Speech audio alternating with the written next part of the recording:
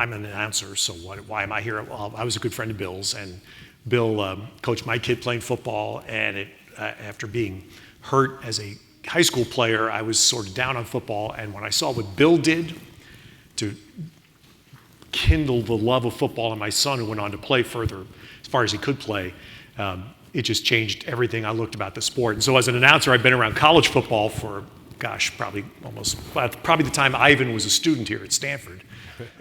Wow. I know. We were just talking with Oliver, who ran a football team in Frankfurt, Germany, in the very beginning of what eventually became NFL Europe. At the beginning, it had a different name. And his head coach was Jack Elway. You talk about a Stanford name. My God, the connections here are phenomenal. And we have three very accomplished people here that kind of cover, to me, college football from all the different views. And as you all know, because you're here, you played the sport, you love the sport, you've been around the sport. Sport is, it's a little bit of a different term right now. And we know it. Ivan wrote a wonderful piece. Ivan, as Mark may have told you, writes for a fairly new website called On3.com, proudly wearing it. Yep. And if you're really into either college football and or college basketball, it's a great site. Smothers it, covers the sports, covers the recruiting, really covers it from all angles. But I wrote a great piece called College Football is Changing, Bemoan and Adjust. And I thought that little catchphrase at the end there was wonderful. We've all bemoaned, I think, haven't we?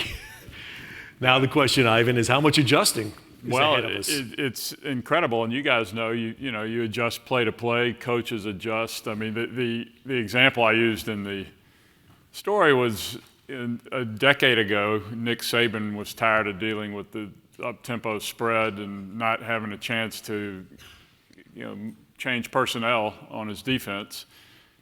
And he said, "Is this what we want football to be?" And the answer he got was, "Well, yeah, pretty much it is." And so he went out and changed his offense and kicked everybody's ass doing what he didn't like. He bemoaned and then he adjusted. And I keep thinking to myself, I started covering this in 1987, so that's 35 years ago. You go back 35 years from 1987, and it was 1952, and the sport was a lot different in 1987 than it was in 1952, but I didn't think when I got there that it was ruined. I thought, oh, this is great. So I keep telling myself that as sort of an antidote to, oh my God, what are they doing to the sport? It just changes, and you got to roll with it. Is that optimistic enough? Yeah, I think that's very optimistic. I think it's very optimistic. All right, so Oliver, you've seen it from being a player. And this is something, maybe we start with this because we'll get into the business things and hopefully have a chance for all of you to ask some questions. Oliver was a Rhodes Scholar candidate when he played at West Virginia, went on to be athletic director, running professional sports executives, then back at his alma mater as an AD, worked at the NCAA. You've seen this whole thing. And I'm interested to hear from all of you where you think where we're heading right now is headed for student athletes. Everybody here is here because you lived up to that mantra that we've all lived under college sports for a century, student athlete. Sure. So my sense is that the experience that football players today have isn't really that much different than, my son had here at Stanford, and, he graduated in 2012, or I had in Morgantown. I graduated in 1982. Stepping out on the field or into the weight room in the off season, that seems to not have changed all that much. It's still hard, right? Football's a hard game. It's tough to get up for practice every day, et cetera, et cetera. You get, all sorts of things can happen. What's all changed is everything around it, right? And part of that is technology. So the what I would call sort of the core experience, I don't think has really changed that much, and that's a good thing. I'm not sure it can change that much. What Sam Huff, a great mountaineer back in the 50s, experienced at practice isn't that much different than today. I mean, the equipment's better, coaching is probably better, certainly food and all that. Now. Pardon? They get water breaks. They get water breaks now. I'm not taking salt pills, that kind of stuff, right? But it's still it's a hard thing. It's very challenging, and I don't think that will ever go away. It's everything. associated with it that has changed, and that starts with name, image, likeness in high school, and the recruiting system as it exists, and the transfer portal. All those things have changed dramatically, but that core experience to me hasn't changed, and that's the heart, I think, of college football. Right, and is that incumbent on the individual schools to maintain that? I think everybody has a responsibility to the greater good, right? This country, I think this applies to things totally outside of college sports. This country has become very selfish. Nobody thinks about sort of the common good. When's the last time a coach, said, I think for the good of college football writ large, we should be doing X, Y, or Z. You don't really hear it very much. You're a wordsmith, and the old Victorian British word commonweal, W-E-A-L, what's good for the commonwealth, if you will, that doesn't exist anymore. So I think there's an obligation on coaches, on athletic administrators, on former players, to speak up and take responsibility for how the game is moving forward. College athletics is a hugely important institution in American life. I mean, it's indelibly connected to our higher ed system, which is really the best higher ed system in the country. So it's important that people take a share of the responsibility for trying to figure out where this thing should be going. Okay. So Erik, from the business angle that you've been involved with for so many years, how have you seen, even the last year, how have you seen this change? I think what's interesting is that you talk about great history here, Oliver. College football's always been important, right? But I think now, and I see Matt down here, and the tagline for National Football Foundation is, football matters. I think now more than ever, you're seeing how football has separated itself, certainly in the college ranks, probably professional too. And I think that's appropriate. It's where the demand is. It's where the business wants to do business, clearly. But I'm concerned about college athletics as a whole. I'm concerned about the viability of the overall entity. And the people making decisions now, and maybe this has changed, you guys can certainly speak to this. It used to be commissioners, presidents, coaches. You see the article about what Joe Pa wanted to do, right, that you've written about. People making the decisions now are Fox and ESPN, right? I had an athletic director tell me yesterday, people say we want a commissioner in college football to deal with this. There are two commissioners, and they're sitting in the offices of Fox and ESPN. I personally don't think that's in the best interest of the student athletes or the overall institution of college athletics. Now, the good news is that we've got a bunch of studs sitting in the room who can help be part of the solution, but right now it's being driven by money only. And you talk about the importance of higher education, the importance of college athletics as a whole. It's not just about money. And we're out there trying to monetize, we're trying to drive revenue for schools and all, but I want some decisions to be made on what you just said, Oliver, what's in the best interest of the game and college athletics. Yeah, look at the decisions that have been made for money. Right. And especially in light of USC and UCLA deciding to join a conference that's 2 and 3 time zones away, and leaving all the tradition behind that holds so much of the appeal of college athletics. Has anybody heard from Nebraska since they went to the Big Ten? And they're financially secure, but at what cost? Who are their rivals? What traditions do they have? You can probably say the same thing about Maryland to a degree. So it's the decisions that are made for money. You gain that financial security, but you pay for it. Unintended consequences, right? Yeah. I mean, losing so much of what is great about football on Saturday for that extra dollar. One comment, we were just talking about the prices of houses in this neighborhood, right? A mid-block house in Palo Alto's worth about the same that USC is getting more in their media rights deal, right, on an annual basis. But you start thinking about the costs associated with that. So let's say they get $50 million more annually. Their travel expenses are going to go up $15 million, right? The other economics are going to start to erode from that increment. So was it worth it doing that? I'm not sure. So let me throw a hypothetical out here, Oliver, since you sat in that chair once.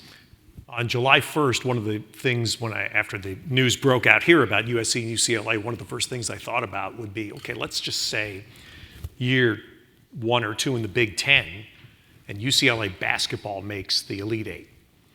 And within 12 hours of the season ending, the athletic director gets a call from Mick Cronin's agent saying, hey, I think Mick's done a great job. He's been here 6-7 years now. We just went into this Elite Eight.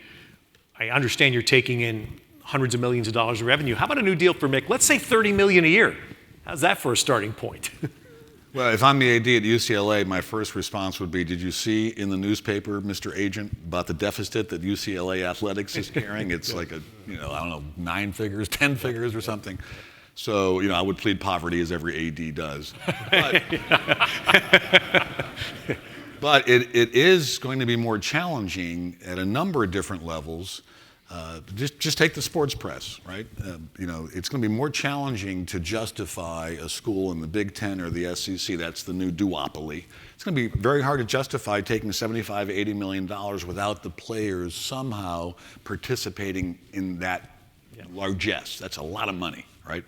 And it has to be managed well, right? Just because you're making a lot of revenue doesn't mean you're making a profit or you're not making a loss. Look at Rutgers. How long is anybody from Rutgers in here? I don't need to pick on my old Big East folks.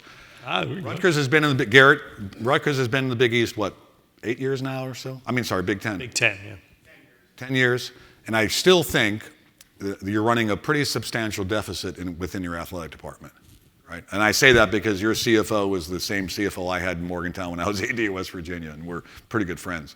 So just generating a lot of money doesn't mean you can cover all your costs. So it's going to be even more challenging, is my point, with the 2 big conferences, if in fact they do start getting checks for $75, $80, $85 million, to not sort of participate, not have their student athletes participate in that money.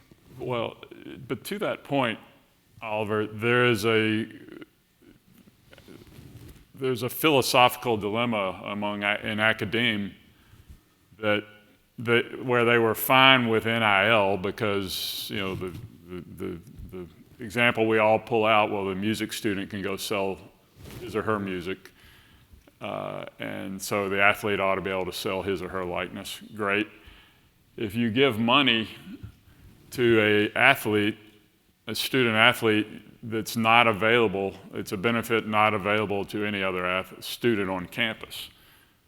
That's a real problem for a lot of academicians. Mm-hmm. And they may, the realities of life may force them to just, close their eyes and go. But it's making some stumble. Well, there's a gut check that I think is coming for presidents of some of the universities, for board chairs, board of trustees chairs, about where do we want to be? Do we really want to provide, I'm making this up, $25,000 stipend a year to every one of our athletes? Is that where we want to be with our institution of higher ed? And a school like this, Stanford, might have a different viewpoint than my alma mater, West Virginia. So there's a gut check that's coming at some point, and you've got to either say you're red or you're blue, or you're on this side of the divide or the other side. Yeah. One point I want to make is, and we just talked about this a moment ago, forget about red or blue. Let's talk about red and black, right? Yeah. I'm talking about the economics, right? My bad. We just talked about, we think that there are 20 schools, 20 athletic departments that are actually in the black. That can fund themselves and generate a profit. Now, every dollar that they make, they spend immediately. But most every other athletic department is subsidized in some way to make their books balance. That's not sustainable. And I think as we're talking about solutions and how we want to see the system going forward, I wish they'd look 10 years down the road rather than just today. How can I get these $2 or how do I spend these dollars to be competitive? Because I'm concerned about the long-term viability of the institution, quite frankly. Football's the return right now, Erik, as you said. Football's the return. So if I were to project ahead and say football's going to be the investment, we're sitting on a campus that's one of the best in the country at broad-based sports programs. Right. Is that going to impact the investment in broad-based sports programs? 100%. Yeah, no, absolutely. But to Oliver's point, if you choose to go that third way, whatever that way is, who makes that first step, and then who follows them? And it's FBS light, or I don't know what you call it. Sort of a dressed up Ivy League. It's going to be hard to figure out who leads that parade. And if we go out, everybody's going to follow us because everybody's tired of this, and then nobody does because they want something a little different. It's going to be a messy transition. And that's a great idea, because there's been some conjecture, as there have been a ton of in the last 5 weeks, about some schools that still care to keep academics as part of the athletics experience. Could they ever band together? Could the three of you ever see that happening? And make it it's been suggested, in essence, it would be a high-level Ivy League, high-level athletic. I think it's certainly feasible. Yeah. But to Ivan's point, who sort of begins the process of figuring that out? That's a challenge, because there's Condoleezza said it the other day, right? The height of prejudice is assuming somebody who's gifted physically is not gifted mentally, right? Mm-hmm. That's a height of prejudice. So everybody, and including the people here at Stanford, want to believe, we can recruit the kids that have whatever 2,000 SAT scores. I don't know whatever the top is. We can recruit those kids and we can win, and they have at times, and other times they haven't. So that's a hard thing to give up, right? So I'm not sure who's going to begin that parade. It reminds me of this old movie. Old guys remember Animal House? The guy trying to lead the parade, looks behind him and there's nobody there. That's the risk that you run. Good. That would be a remarkable moment right now in history for some to break away. We're just talking about Notre Dame. I thought you were talking about Animal House. No, that too, yeah. There's another remarkable point in history. But for someone to right now say the check doesn't matter, we care more about. We just talked about the Pac-12 for a period of time was kind of the leading edge of looking out for student-athlete well-being. Jack Swarbrick's a friend of ours. I talked to Jack a lot about this. Whether they jump or not, I'm not sure. But all my communication with him is that we care about the best interests of the student-athlete, and it's not just about money. No one's leading that parade yet. Yeah. Because I cover both college football and college basketball, I was on a show this about 5-6 years ago. The guy Mad Dog, you probably have heard of him. He asked me something about Kentucky basketball, and I asked him, I said, what does the University of Kentucky basketball have to do with the University of Kentucky? And he looked at me. He didn't understand. And I said, the coach there has been very successful bringing in nothing but one-and-done players. I mean, just in waves. He's openly promoted it, which means they barely, if anything, ever enroll at the university. By the time there's any eligibility issue, they've already declared pro. So the only connection would be they wear the school's name on the front, they play on the campus arena, they use obviously the strength and conditioning, the access to the health and wellness programs, etc. There's no college in that. Now football doesn't have the one and done, thank goodness. Right. But am I overly paranoid about that starting to bleed into football in this realm? No. So, if you look at college athletics, at least one viewpoint is it was built on two pillars, right? One was amateurism. We're playing for the, front of the jersey and not the back, right? Amateurism, sorry guys, the whole NCAA manual is designed for you not to monetize your name, your image, and your likeness for almost 100 years, right? So amateurism was one pillar, and academics was the other pillar. All these competitors on the field are students at school XYZ. Amateurism collapsed 13 months ago. It's dead. That pillar's like an old Roman thing that just fell over and it's done, right? So the only pillar left, truly, is, okay, these football players or basketball players are students. And then you ask yourself, okay, during the pandemic, how did we deliver education? Virtually. Everybody was at home, college students. My daughter just finished an MBA here at Stanford. She was at home, across the street, just right, virtual. So it's entirely feasible to me at some point that, football players don't live on campus. They might live somewhere else at a training center. They might take online courses. So Condi said this, and I think she's 100% right. I think the NCAA and all the folks involved with college sports have to really double down on the academic piece. We can't allow, the student part of that relationship to become a farce. Yeah. And that's challenging. Some of you may remember when Johnny Maisel first got to A&M, or the second year or something, he didn't have a live class. He was just taking online courses. Now, Johnny Maisel is not necessarily a person one should bring up in this thing, but I remember thinking, wow, that's fascinating, because if one kid can do it, every student theoretically can do it. So there's a crisis, I think, coming as well in terms of what does it mean to be a student on your campus playing football or basketball or whatever sport you're involved with. So Ted, we have University of Kentucky as one of our partners. It's our biggest partner, right? So I like the reference to Kentucky basketball, the one and done, which Coach K hated until he did it 100% too, right? Of course. But here's something that I think maybe a thread of optimism here. I still think the front of the jersey matters. Right, we have a bunch of remarkable young men here. Mm-hmm. The back of the jersey matters too. I'm a huge supporter of NIL. They should get the same opportunity that every other student has. There's no question. But I think what's unique about college is that we're still only talking about 4 years. Now it's 4, 5, 6, second years, grad transfers, and all that stuff. But the reason Kentucky cares so much, and they're not offended by one and done, is because they really bleed Kentucky blue. They really care about the front of the jersey, basketball. And if it's a one and done situation and Anthony Davis is there, helps them win a national championship, goes on, that's okay. We're going to have someone else who's going to wear our jersey next year. So I'm optimistic because college football matters, college sport matters, and people are passionate about college sports. And we've got to figure out a way through academics, through channeling that passion, and that's, we're in the business of that, channeling that passion to something that helps economic sustainability here. And I think it's because there's only a certain number of years. We don't have to deal with free agency, although we do deal with free agency now, right? It happens pretty quickly, but it's over a short period of time. We're not talking about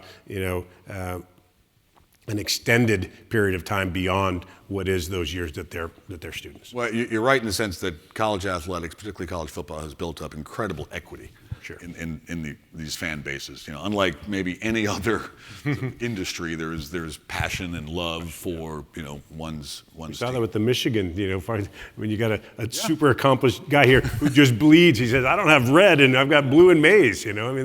He cares about that. Is it oversimplified? I've always thought the difference between Saturday and Sunday, Ivan. Saturday you root from here. Sunday you root from here. No question. No, and that's what Eric's saying to me means that this still works, Eric, the Saturday route from here? I think of it as passion. I don't know, there are passionate NFL fans, but I think college football lives on passion. But that is tied into tradition, mm-hmm. and what you learned as a child and who you started rooting for whatever reason, as the way sports grabs so many of us. And I'm a little concerned about that when you start to unravel the traditions and, who are you playing and why is it important? I grew up in Alabama, and, I understand why it's important, for Alabama and Auburn to play and Alabama and Tennessee. If they didn't have those rivalries, it wouldn't be as important.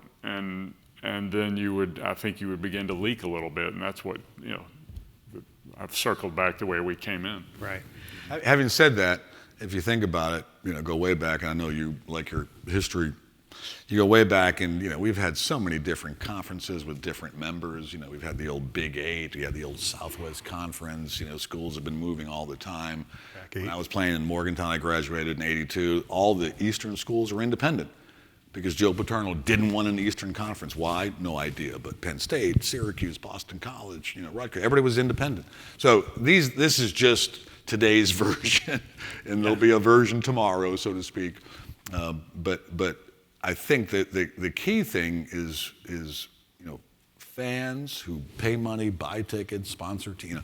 They want to know that these are students at this school, at University XYZ that are playing.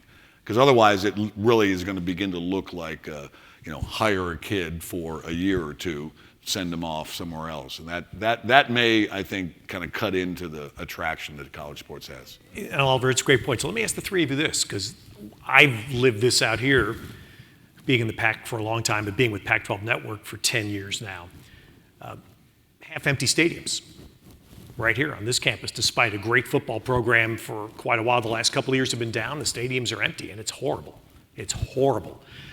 Start times. That's where I was going to go to. Start times. I'm an alma mater of Notre Dame, is my alma mater. Notre Dame, in large part, did its TV deal 30 years ago that angered a lot of people in college sports, but I was on the campus working there in some roles when it happened. And the biggest single reason they did that was because they were tired of giving up their campus for the entire weekend. When TV would dictate in a short window before what time the game would kick off, there would be 50 events that were scheduled around the campus that weekend that all got impacted by that television decision. And Notre Dame just said, hell, now of course they got paid to do it, all the other things that go with it, I understand. But that was a huge part of the decision. We're living that out here is where I'm going. We're living that out here. In Oregon, where 70 to 75% of their season ticket holders come from greater Portland, it's a 2-hour plus drive to Eugene. You tell them you're kicking the game off at 7:30, you're asking your fans to get back on I-5 and make that drive at 11 or 11:30 Saturday night, oftentimes through foggy, misty weather. They can't stand it. So my point comes back to this. Do we have to have a correction on that front, which clearly impacts the business, clearly impacts the fact that networks are running the show to a large degree now? It goes back to the point we've been making. Money's driving all decisions. Right? Wouldn't it be great if the best interests of the fan base, the alumni, the rivalries, the student athlete experience? What about those being 1 through 5, and then money's number 6? Mm-hmm. Money's 1, 2, 3, and 4 right now, right? And that's what's driving those start times in order to maximize the economic opportunity. So the correction only comes when we're okay leaving some money on the table. Right. And that's what I'm waiting for. Who's going to be the leader in that regard, right? You're going to be waiting a while. I know.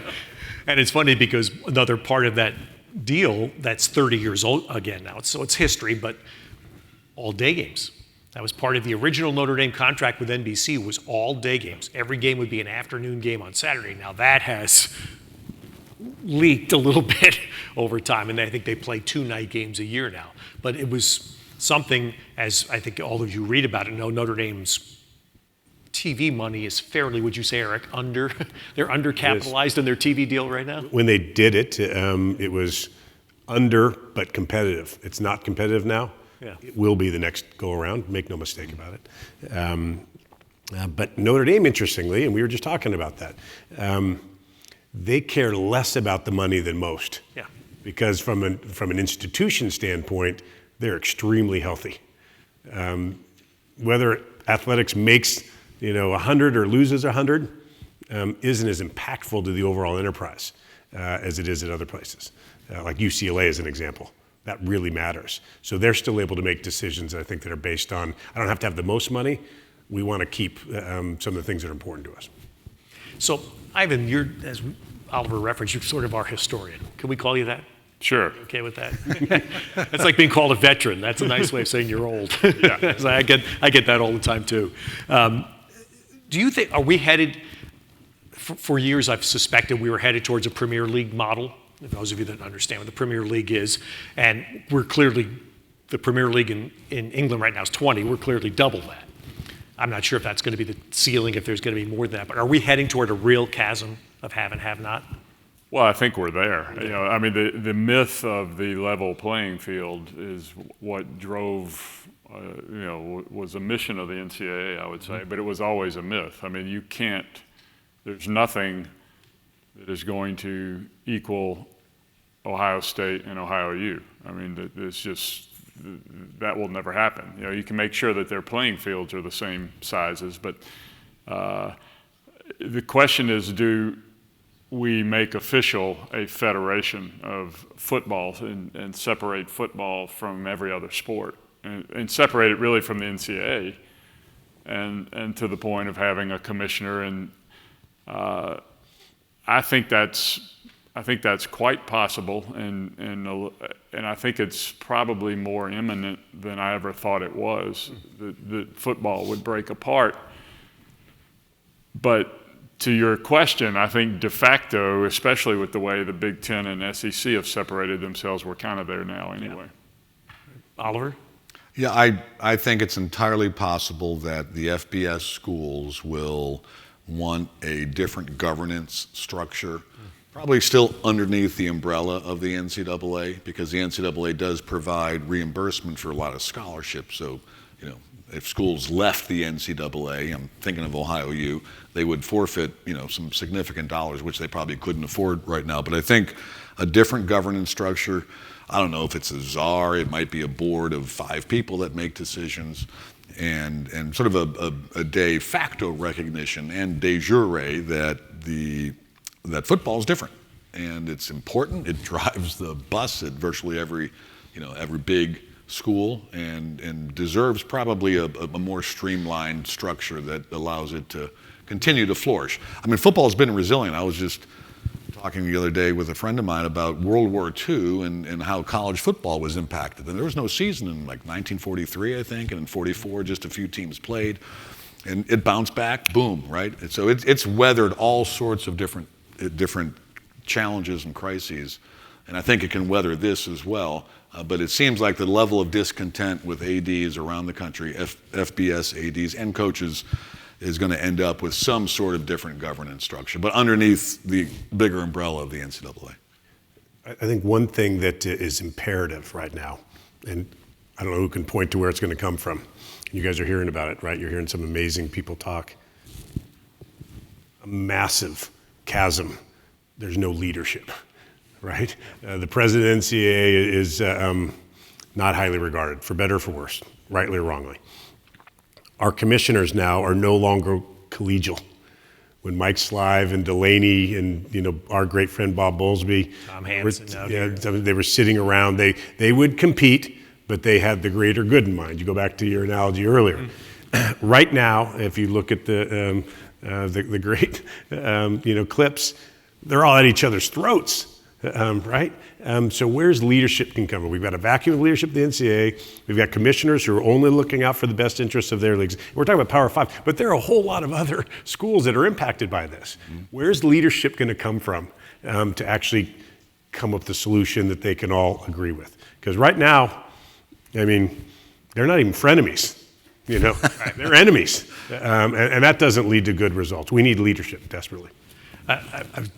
When Oliver said that, I was struck by a story, because everybody here, again, is of great accomplishment and achievement in your college life. Think about this. World War II. Notre Dame was going to close. University couldn't stay open, right? Ivan, you know this. World War II, no young men around. The Navy sent, That's right. The Naval Academy sent trainees to Notre Dame and kept the university afloat during World War II. To this day, Notre Dame plays Navy every year and will do so, I believe, as long as Navy wants to play. That's right. Because of that debt that has been passed down now for, 80 years. Right? Yeah, no, that's and that's a wonderful story, and it speaks to the tradition. They didn't play one year during the pandemic for some reason, but right. but that was. We kind of come back to the same themes. We're talking about people working together, and then now people looking out for themselves, and it's disheartening to see nobody step up and say we need to do this for the greater good of the game. Nobody's doing that. Yeah. I hate to get too political in this, but where's leadership geopolitically in this country? I mean, that's kind of where we are right now. It's us versus them mentality. I'd love for college athletics to lead kind of the common good. Yeah. And I think what we have here, 3 people, and Ivan, of course, you can go on on3.com and read a wonderful catalog of his work at ESPN for decades. And Oliver, who served, you were actually in the NCAA office for a while in Indianapolis, so the governance issue is one that I'm sure hits close to home for you. and Erik, of course, who's been involved for years and years in the business of this. So you have three people that care tremendously about college football, as you all do. So we have enough time here. If you have some questions, anything you'd like to throw up at this distinguished group, please. I saw the first one there. Go ahead, sir, with the glasses, if you want to.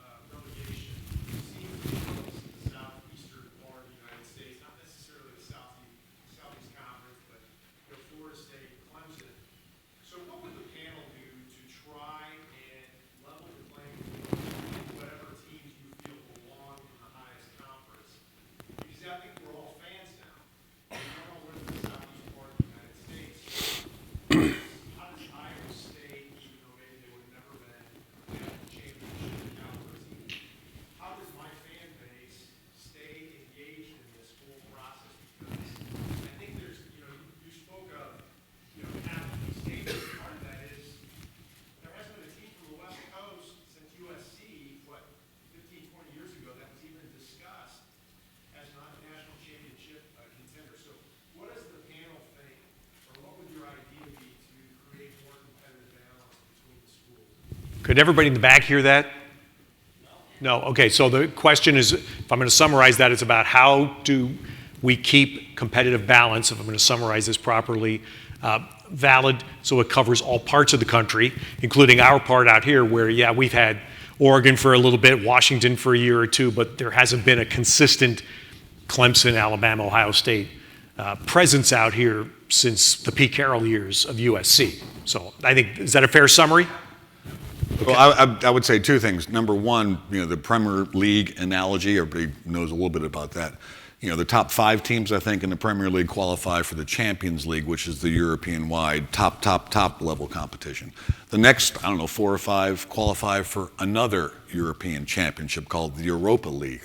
And it's a big deal. Yeah. If you're not Chelsea or Man U or Man City, it's a big deal to qualify for the Europa League and win that title. That's huge. They celebrate like they won the World Cup. So they've clearly, even though the Premier League has 22 teams or whatever it is, they've clearly chopped up the tiers, if you will, of that. The second thing is, I think what the National Football Foundation is doing to support high school football in California and maybe along the East Coast and those states and those regions where high school football numbers are declining.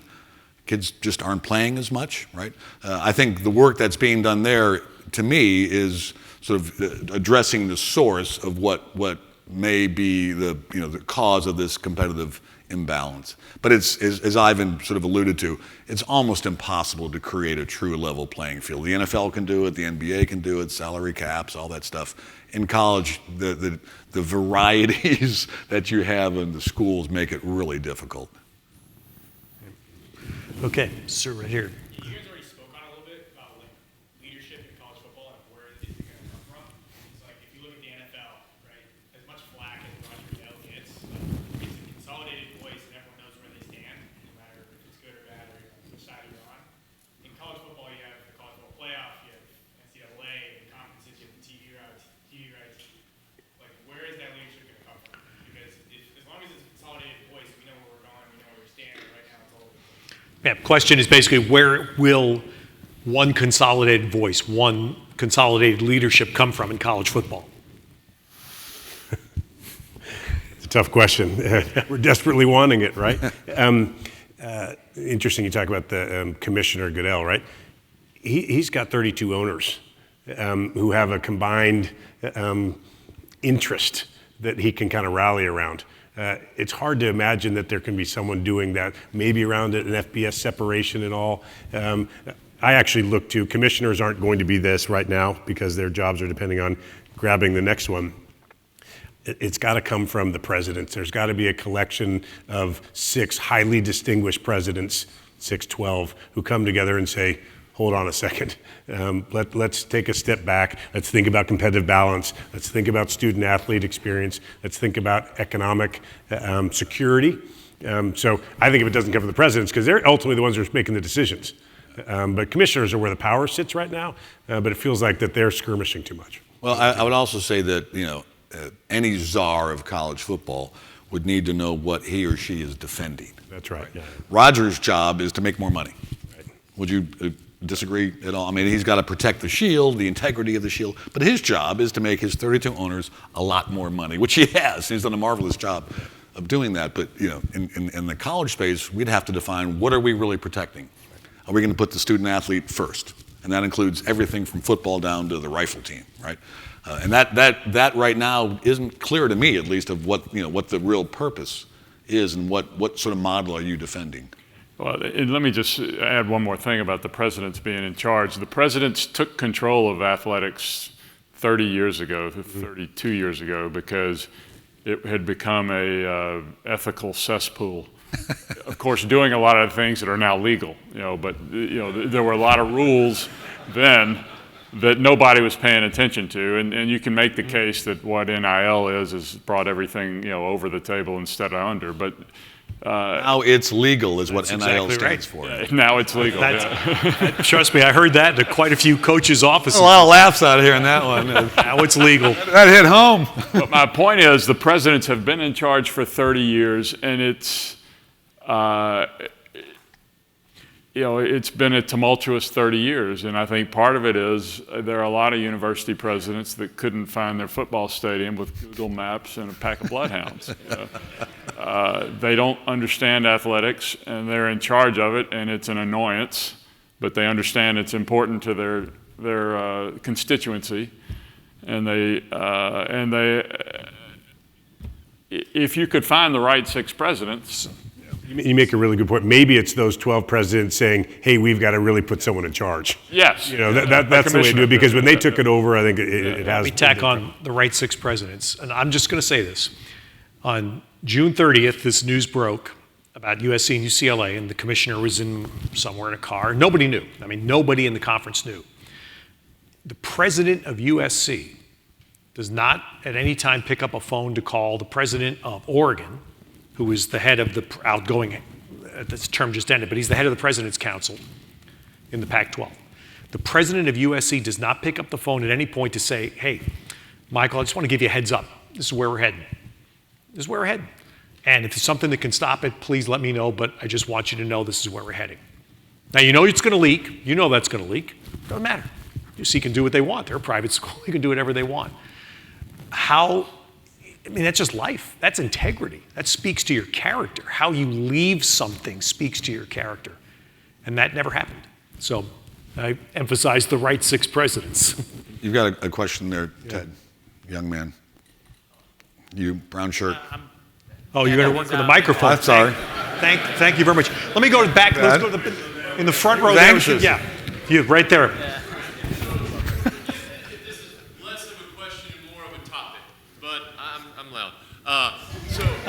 It's very aggressive, so go ahead. Here we go. Yeah. Sorry, this is, I guess, whoa. Thank you. This is for the recording then. Okay, so forgive that this is less of a question, more of a topic that I'd like to address. So it feels, then you've already touched on it with some disparity stuff, but as a group of 5, representation here at the Campbell Summit, I feel like we are just left with the scraps of whatever the big money always decides and everything like that. So it's kind of like, I guess the topic is like, how is there any hope for the group of 5 to ever feel represented, feel like we have a part of college athletics when the Alabamas of the world can pay their unplayed quarterbacks $1 million to come? You know what I mean? I mean, obviously. Why not a group of 5 championship?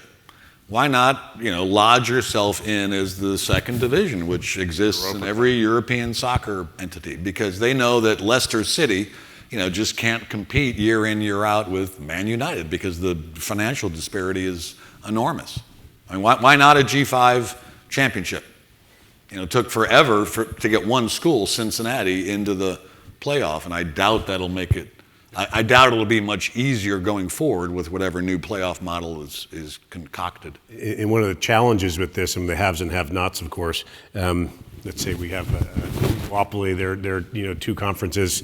One of the challenges the Pac-12 is having right now is that they're not getting any interest from the traditional media sources because they want to spend their money on Big Ten and SEC.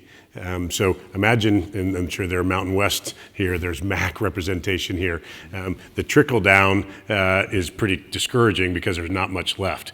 I think what you have to do is start being very entrepreneurial and creative, create a new championship, create ways that the schools can, have the rivalries, do things that build alumni, excitement and all. So I think you need to be a lot more entrepreneurial is what you need to do, and not try to fight with Alabama anymore because you won't win.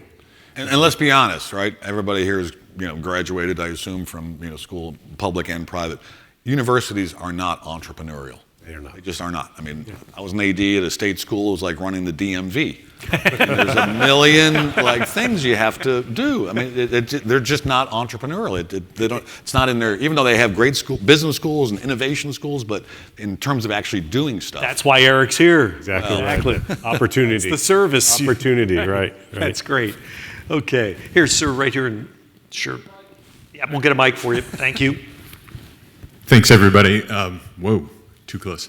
So, my name's Todd Bandauer. I went to Iowa State University. I am now a professor of mechanical engineering at Colorado State University. So I think I have a state school perspective. This is my one opportunity to implore you about something that I'm thinking about. So the land grant institutions were basically created to serve the broader community. Mm-hmm. And they were founded, 1870 under the Morrill Act.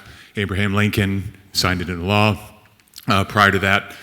And what I see is, we're talking about money. I think there's two different ways to talk about it. The TV contracts, but there's also paying the players. And I'm here to say, I'm imploring you, every chance you get, please, it's time to pay the players. And let me just give you my perspective on why that's the case. So I run a research lab of about 20 people. My yearly operational expenses are about $1 million, $1.5 million, depending upon the year. And I pay all my graduate students a stipend of about $30,000 a year. I don't see any fundamental reason why an academic would say you cannot pay a student athlete $30,000 a year to go to school. I see no fundamental reason why. And if you just do the math, so at CSU, Jay Norvell is our new head coach, who's my quarterback coach, really pumped about that. His annual salary is about $1.5 million a year. His coach's pool salaries is about $3 million, so that's about $4.5 million a year. That CSU, who is a Mountain West group of 5, lower tier, is spending on just the coaches. You pay 85 student athletes $30,000 a year, that's about $2.5 million.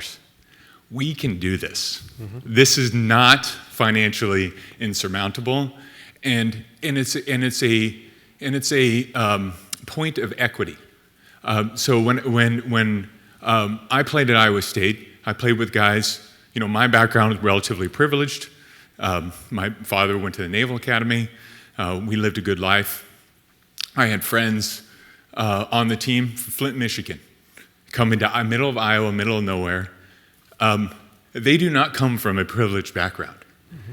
It's time to use this opportunity that we have to help people. And Oliver, you brought up the academic portion. Yeah, that's one part of it, but having the financial resources just to do basic things is really, really important. So, is your graduate student, are they getting a stipend or do they become an employee? Because I'd love to ask the group. They are an employee. They're an employee. So basically, I cover their tuition through a research grant, right. And then on top of that, I pay them about $30,000 a year. Have about 10 students. You do the math, it's like $300,000 a year, right. That I myself. So could I ask just for a show of hands? I'd be curious, this group, because you all you went through it, played college football in an era when you couldn't get paid, but how many would support? And I'm making a number up, $20,000 a year, but an employee, you would have been an employee within your athletic department, subject to all the the big body of labor law, of which there's a lot, right? Any lawyer in here who would know that, right? So how many would support, you're an employee and 20 grand, or 25 or somewhere in that ballpark? More? Yeah, that's good. I mean, listen, the if I try to step back and take a 50,000-foot view of college sports, it seems like everything over the last 30, 40 years has been more professionalized.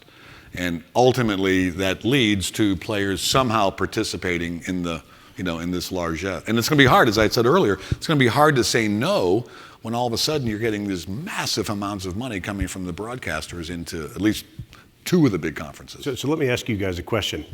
Do you think, is my mic still working? There you go.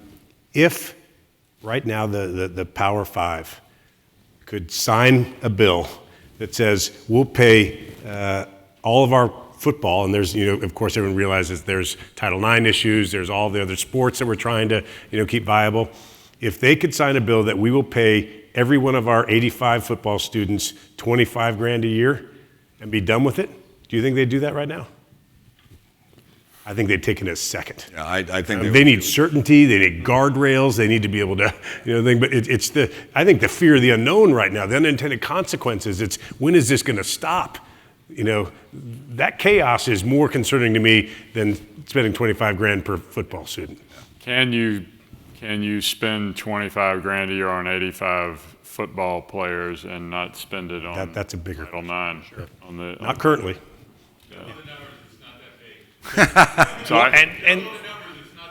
I think, Oliver, you would know this. I mean, I know out in the conferences out here, lawyers have been discussing this for a decade now in anticipation of this coming, because the minute you say employee, now what can an employee do? An employee can be fired. Well, there'll be an employment waiver contract, and guess what? The third time, and this, I'm not saying this for or against. Yeah. But there's a massive body of labor law. Right. You'll have a contract. The third time you don't go to class, guess what? You're fired. Right. You guys. There'll be some serious, repercussions, much more so than the relatively paternalistic relationship today. So I'm not advocating for either one, but. And real quickly, I'll just throw in one more thing. So all of you know football. The Arena Football League, when it was around, the vast majority of workman's comp cases were filed in California.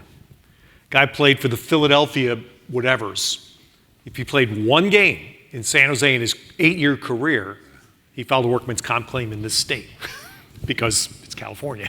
And that's just fact. So the point being, these are all the issues that get into, as Oliver said, there's a massive amount of labor law that gets into once you bring employee into it. You may or may not, some of the, you would know this, Ivan, but the term student athlete was coined back in the 1950s to avoid workers' compensation exposure in the state of Colorado. A CU athlete, was paralyzed or something during practice or a game. And he applied, his spouse or whatever applied for workers' comp, and the NCAA quickly came up with this new term, student athlete, that was very ambiguous and vague, and since then it's allowed the NCAA and every institution not to have to deal with workers' comp, which is the system in this country for literally every worker, right, to keep them safe. What's interesting about that, though, Oliver, is that back then the thinking in society was, well, no, we want to keep it the way it is. So everybody went along with student athlete and that mentality. And I think now that in society there's a shift that the players need to get paid. And if you tried that now, I don't think it would work now. It wouldn't work. Yeah. You're right about that. All right. Good. Yes, go ahead, sir. So real quick, I guess one perspective maybe of how I'm thinking about as a former student athlete, right? So when I played at Indiana University, was very happy with the model. I didn't feel that I needed to be compensated. I certainly felt that my scholarship was enough. That's one side of it. I think the other side is looking at it, and you guys talked about how it's become a business, how it's become about money, right? And so I think that I look at that and I see all of the money being generated. And Ivan, you talked about being able to support Title IX, right? Is all of that new money from TV contracts really going to support Title IX, or are that going to other expenses like coaches' salaries, like administrative salaries? So I think that's where, as a former player, I'm looking at it and saying, why should all of that money or revenue go to the university? Should some of that go to the players? One quick point on that is we were talking, 20 schools in the black, most of them not, right? All this new money. they will spend every dollar they get, for sure. Yeah, right now, so I think having the question about what they're spending on is a really important one. Right now, they would tell you the cost of new facilities, training table, academic support, scholarship, all that other stuff. I think they can say, hey, I can justify that. I think there are some things that maybe should be thought about in terms of, is that the right investment of those dollars? They're going to spend every dollar they have. Yeah, no. Good, let's get some more in here. Yep, go ahead, sir. This is just a real quick one. I'm not going to make a big speech. I think the main problem is goal setting. So we have no idea what we're actually trying to accomplish. And leadership can't lead to a goal and put strategy and tactic in place because we don't really know what we're trying to do. We used to have 2 pillars. We talked about 1 pillar falling down. We don't really know where we're headed. I think that's the problem.